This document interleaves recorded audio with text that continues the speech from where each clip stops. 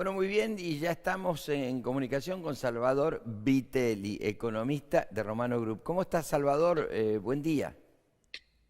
¿Qué tal? ¿Cómo les va? Buen día. Gracias por la invitación. No, por favor, hoy se cumple un año de Sergio Massa. Yo decía en la mañana de hoy que desde el 2011 hasta hoy tuvimos 8 ministros de Economía. Lo tuvimos a Lorenzino, lo tuvimos a Kicillof, lo tuvimos a Pratgay, a Duhovne, a Lacunza, lo tuvimos a Guzmán, Batakis y ahora Sergio Massa. El promedio tendría que haber sido de 15 meses. Los únicos dos que doblaron esa cantidad de tiempo fueron Duhovne y Guzmán. No obstante, todos tienen la misma performance. La economía en los últimos 12 años no creció y un poco, digamos, Massa asume después de la pandemia urbana y la pandemia rural, que fue la sequía. ¿Qué evaluación haces de este año de gobierno de Sergio Massa? Bueno, la evaluación que yo hago respecto a la gestión de masa en sí misma fue un plan que era estrictamente llegar, que si bien luego se adjudicó bastantes factores que hoy estamos viviendo la sequía, a mí me cuesta realmente adjudicarlo todos sus efectos a la sequía, porque por ejemplo en septiembre y diciembre del año pasado tuvimos el dólar soja 1 y 2, cuando aún los efectos de la sequía eran impensados y lejos aún estaban de empezar a hacer estragos en la economía.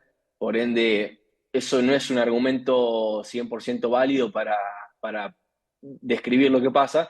Sin embargo, es un plan donde evidentemente se ha abocado a postergar problemas, a postergar desfasajes macro que tenemos hoy en día, tipo de cambio, precios relativos y demás distorsiones, inflación, emisión, que se ha decidido estrictamente esconder los problemas bajo la alfombra. Y eso se ve de manera muy clara con las metas en el fondo, que si uno ve 2022, se cumplieron, pero no el espíritu, se hicieron en base a tergiversar los datos o bien ocultar información, jugar a la trampa.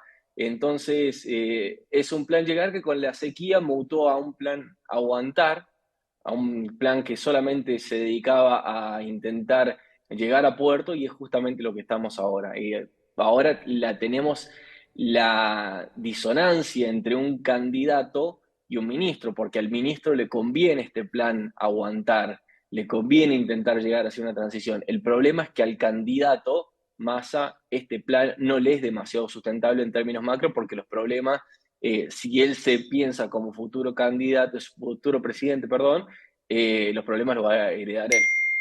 ¿Cuál cree que son los principales desafíos del próximo mandato? Porque hoy me parece que está todo jugado, ya todos sabemos que Massa quiere el plan llegar, creo que van a ser propuestas que no sirven para nada, son todo dique de contención, todo parche. Pero ¿qué es lo que crees vos que tiene que hacer el próximo presidente para llegar? O al menos la pregunta sería, ¿vos le creés lo que dicen los candidatos? Que Bullrich dice que el primer día que llega el cepo es cero, otro dice que en los primeros 6 meses lo van a sacar. ¿Cómo están analizando esto? Yo creo sinceramente que el cepo hay que sacarlo desde el primer día, porque si no lo haces, si lo haces a los 6 meses y encima anuncias que lo vas a hacer a los 6 meses, el mercado te lo corre al segundo día por el mismo hecho de que en esos meses te va a faltar oferta de divisas.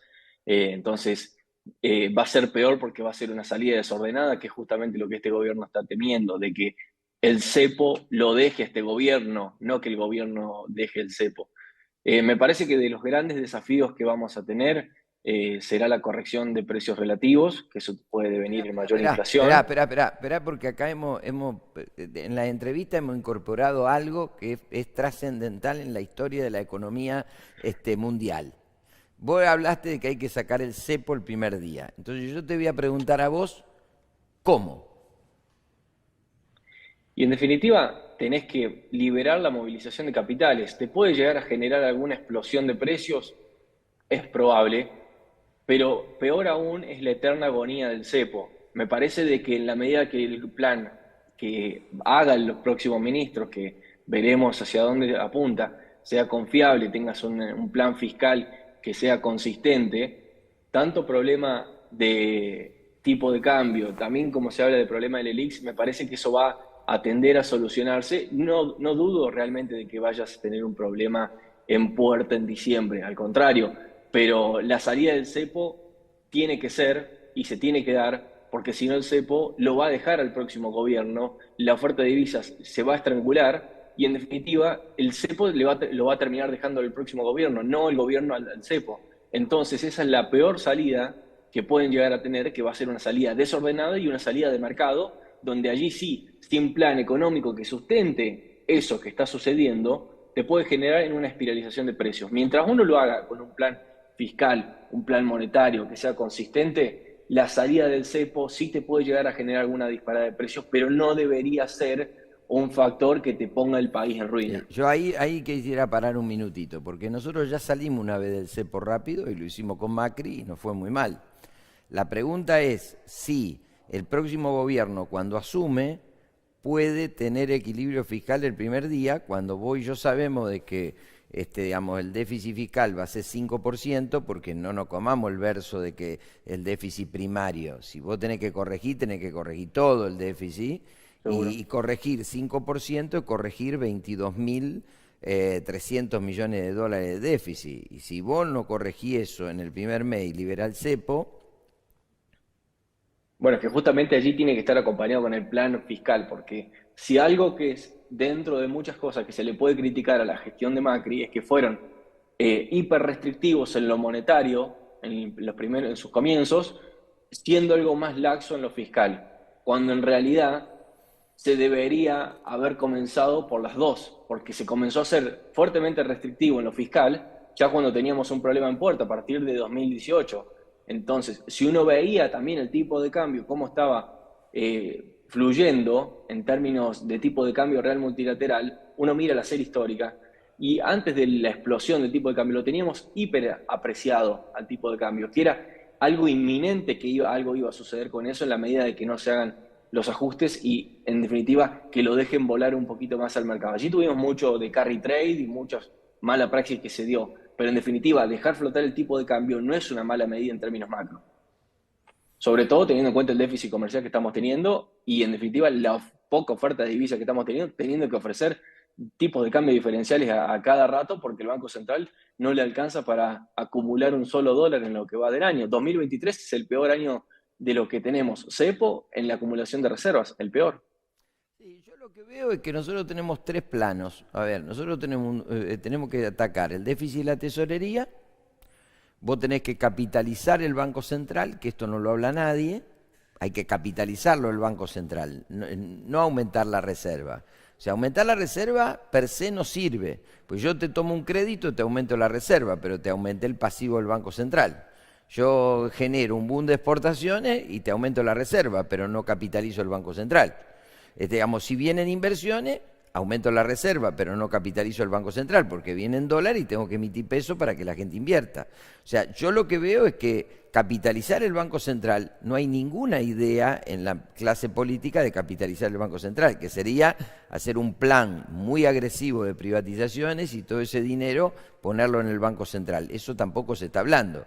Y lo tercero, que me parece que tampoco lo hablamos, es la balanza de pago, porque vos, el balance de dólares de Argentina es más los dólares que se van que lo que vienen. Entonces vos tenés que revertir tres balanzas: el resultado fiscal, la capitalización del Banco Central y la balanza de pago.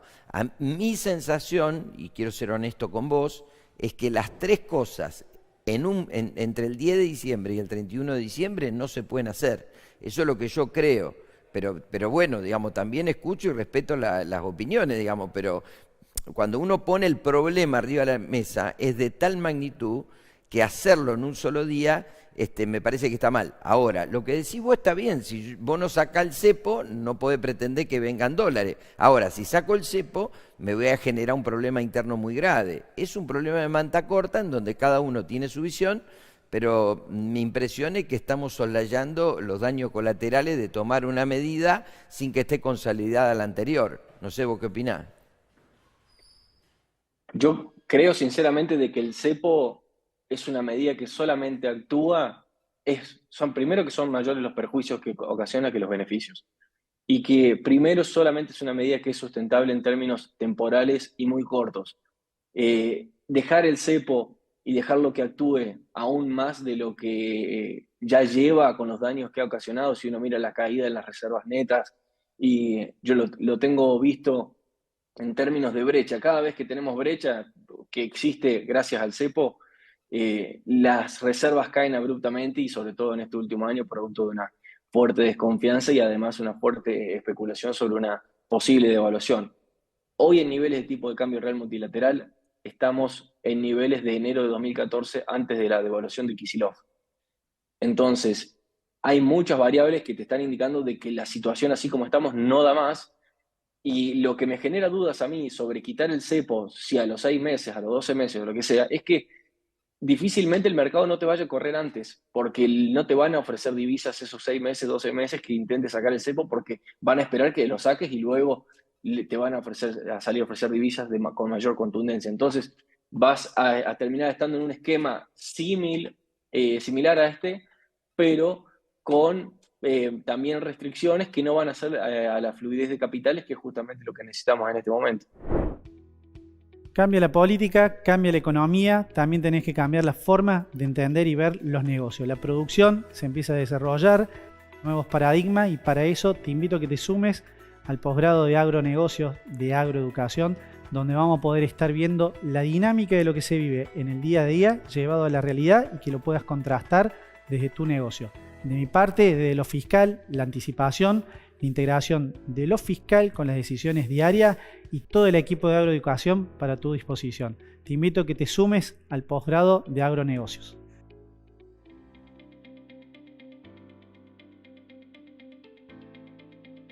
Hola, soy Eduardo Lombardo, pertenezco a una empresa de servicios en la comercialización de granos, específicamente una corredora de granos, AIPSA, Agroinversiones Pampeanas, Sociedad Anónima, que justamente se vincula con agroeducación a través de la decisión de apoyar, de auspiciar el evento de agroeducación Comité de Crisis. Esto nos permite a nosotros tener presencia en el sector. Cuando visitamos a nuestros clientes, a nuestros potenciales clientes, nos conocen a través de nuestra presencia en agroeducación y sabemos que, bueno, que de esta manera también contribuimos para que agroeducación siga adelante con este evento y con sus actividades, que en general nos permiten también obtener mucha información del mercado, nos permite estar permanentemente informados y nos permite acompañar lo que se llama la educación permanente. Sí, lo que pasa, yo estoy de acuerdo con vos con el tema del cepo, porque no me quiero ponerme en otro lugar más que al lado tuyo en lo que son las distorsiones de esta economía. O sea, si yo lo que le pediría es inmediata baja de las retenciones, eliminación del cepo y una tasa de interés que sea competitiva. Ahora, eso sería Disneylandia para el campo, sería ideal, digamos, porque nosotros recuperaríamos, vos fíjate que recuperaríamos ingreso y se nos multiplicaría por 3 el ingreso que tiene la hectárea. Lo que a veces me preocupa es que nosotros diciendo estas cosas generamos una expectativa que después la clase política, al no tenerla en la cabeza y no cumplirla, genera mucha decepción. Entonces yo hoy personalmente, digamos, cuando me voy al 2016 y en el 2016, y coincido con vos, se hubiese hecho un plan fiscal y se hubiese, una vez arreglado lo fiscal, vos liberabas el cepo, hoy Macri probablemente estaría terminando su segunda mandato. Y sin embargo, por el hecho de no haber hecho la consolidación fiscal y haber levantado el cepo, digamos, vino Alberto Fernández. Entonces, hoy yo prefiero tener una mirada de consolidación de más largo plazo y no tener las cuestiones, digamos, tirarme a la pileta en el corto plazo que me puede generar un problema de contenido social, económico y político de dimensiones muy grandes. Pero por ahí el debate es es decir, los primeros 6 meses del próximo gobierno, ¿vamos a tener los beneficios o probablemente lo tengamos en los segundos 6 meses? Vos me dijiste, lo tenemos que hacer en los primeros 6 meses. Probablemente yo me inclino más porque consolidemos los primeros 6 meses y tengamos los beneficios en los segundos 6 meses. Que aparte no nos vendría mal porque los segundos 6 meses es cuando levantamos la cosecha. Pero bueno, ese era el punto de vista que me gustaba debatir con vos. No, yo estoy de acuerdo con que esto no va a ser gratis, lógicamente. Acumular costos debajo de la alfombra no es gratis ni Claro. tampoco es sencillo. A mí lo que me genera dudas es de comparto y entiendo lo que decís. Lo que me genera duda es qué sucede en esos 6 meses donde decís que el cepo no lo vas a sacar. ¿Qué sucede con las liquidaciones? ¿Qué sucede con la balanza comercial? Porque en definitiva, el no sacar cepo probablemente te produzca un efecto completamente indeseado y además una restricción aún mayor del cepo para que no se te adelanten importaciones y para no mermar tanto en liquidaciones. Es una apreciación personal que tengo y lo que me genera dudas, por eso es Bueno, ahí el comentario que tengo. ahí vos tenés un tema lindo para conversar. El próximo gobierno asume. Cuando asume, el maíz prácticamente se vendió entero, porque, digamos, si vos mirás las liquidaciones, ahí va a quedar muy poco maíz después de este dólar maíz. Soja hay muy poca. Dólares hay muy poco. Vencimiento en peso hay un montón. O sea, los primeros 4 meses del próximo gobierno, diciembre, enero, febrero, marzo, es un mundo de restricciones. Entonces, digamos, tampoco hay mucho para hacer en esos primeros 4 meses. Me parece que la cosa está para moverse de abril del 2024 en adelante, que es cuando empieza la cosecha. Ahora, los primeros 4 meses, me parece que este gobierno no tiene nada. Y creo que adrede el gobierno actual no le está dejando nada al próximo gobierno, porque yo, por ejemplo, lo hablábamos en el programa pasado, vos lo debes ver también desde tu lugar, no hay soja, no se consigue soja para hacer expeller de soja, que consumo para porcino y ave. Digamos, maíz, hoy hay un montón, pero yo no sé si vamos a tener maíz en diciembre, enero, y todavía tenemos el empalme de la cosecha en marzo. Yo veo ahí muchos problemas, no sé cómo está viendo vos esos primeros 4 meses del próximo gobierno, gane quien gane. Y yo en términos comerciales coincido en el hecho de que soja hay poca, sí, sin dudas, maíz hay más. Y sobre todo, bueno, obviamente la comercialización empezó a fluir mucho más ahora con el dólar maíz, pero sobre todo antes estabas teniendo casi un inverso entre el maíz julio y el maíz diciembre, que esto no es normal en términos comerciales, en términos de mercado, y estaba principalmente fundamentado en que mucho productor prefería embolsar y vender hasta diciembre, quizá incluso vendiendo a paridad julio, pero esperando alguna devaluación, algún cambio de gobierno. Entonces, me parece que también maíz, y sobre todo teniendo en cuenta los rindes, o por lo menos me parece lo que estoy viendo, algo hay aún, hay que ver cómo terminamos de este mes, obviamente, no es intrascendente lo que va a haber de maíz, lo que suceda este mes, pero también hay bastante vendido hacia futuro, lo cual te deja una cierta, por lo menos indicio de expectativa de que algo más va a haber, que algo más se va a embolsar y veremos qué es lo que sucede hacia adelante. Sí, los vencimientos de deuda en pesos son muy fuertes a 2024, también lo eran a 2023 y se pudieron canjear a costillas de pasarlo todo a sector público, nobleza obliga. En definitiva, en 2023 teníamos unos perfiles bastante interesantes de deuda en pesos y se logró canjear y patear hacia adelante, pero siempre con un banco central interviniendo en el mercado secundario. Y en definitiva, el año que viene sí, sin dudas, no va a ser fácil, no va a ser gratuito y mucho menos no va a ser algo sencillo de atravesar. Me parece que los costos van a estar. El problema es de si la sociedad estamos dispuestos a aceptar eso en pos de una Argentina que comience a mejorar su sendero, o bien quedarnos en el hecho de que, bueno, vamos por el mismo camino o bien algo más moderado. Me parece que ese sendero va a marcar bastante lo que sea a partir de las PASO. Yo creo de que hasta las PASO estamos relativamente ciegos, llamémosle, y a partir de ahí con esos números podemos empezar a proyectar un poco cómo puede llegar a estar yendo la economía de cara hacia las elecciones y de cara a 2024. ¿Cómo está viendo el tema del dólar en la Argentina? Porque yo recién decía para una radio amiga que me había equivocado, porque viste que los primeros días del mes el dólar blue baja porque la gente lo cambia para atender un montón de necesidades. Y este mes con las PASO fue al revés. Los primeros días del mes subió el dólar. O sea, la gente lo ve en 560 y no lo cambia para obligaciones. Es más, lo retiene y hasta compra más. ¿Cómo está viendo la evolución del dólar? Yo creo de que eso es más parte de una cobertura que se quiere tener contra las PASO. Recordemos las PASO de 2019, no hace falta mucho decir luego de eso. Me parece que el dólar es el que ofrece ese refugio, esa tranquilidad, que si bien sabemos un dólar en el colchón no rinde, pero la tranquilidad que da es de otro perfil. Entonces, me parece que va a apuntar a eso. Luego las PASO veremos a qué sendero vamos. Me parece que un candidato algo más extremista, llamémosle como un Milei, puede generar movimientos fuertes de mercado, sobre todo en términos de dólar.